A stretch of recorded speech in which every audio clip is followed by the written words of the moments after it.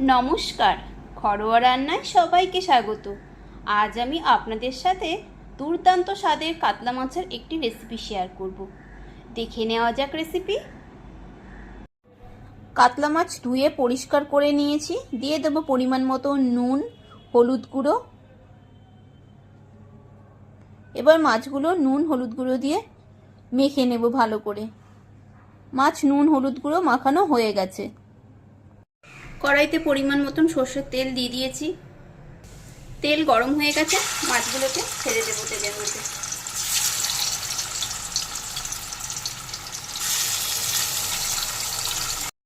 মাছগুলো ভাজা হয়ে গেছে, তুলে নেব।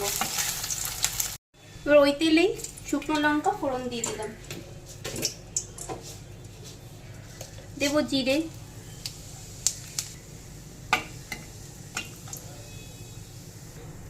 দুটো বড় সাইজের পেঁয়াজ কুচি করে নিয়েছি, সেটা দিয়ে দিলাম। পেঁয়াজটা একটু লাল করে ভেজে নেব।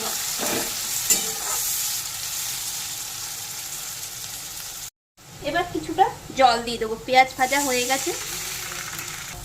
দেবো জিরে গুঁড়ো,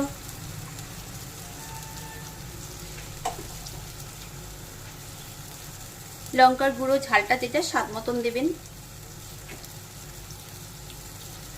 হলুদ গুঁড়ো হাফ চামচ, ধনে গুঁড়ো, আদা বাটা 1 চামচ, আর অল্প একটু দেবো রসুন বাটা। দেব নুন। এবার নেড়ে মশলাটা একটু কষে নেব।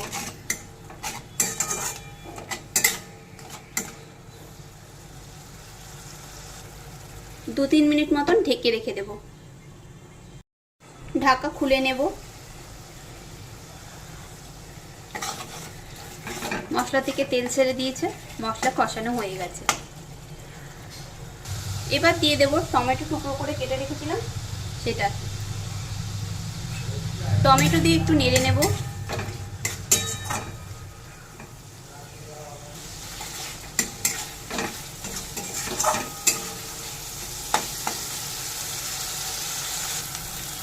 এবার গ্রেভির জন্য একটু জল দিয়ে দেবো। খুব বেশি জল দেবো না, কেননা এটা গা মাখা রান্নাটা হবে। আবার একটু নেড়ে মিশিয়ে নিলাম। এবার ভেজে রাখা মাছগুলো দিয়ে দেব।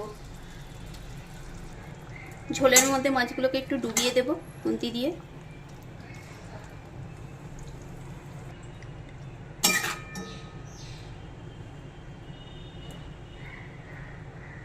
এবার গ্যাসের ফ্লেম লোতে করে কিছুক্ষণ ঢেকে রেখে দেব।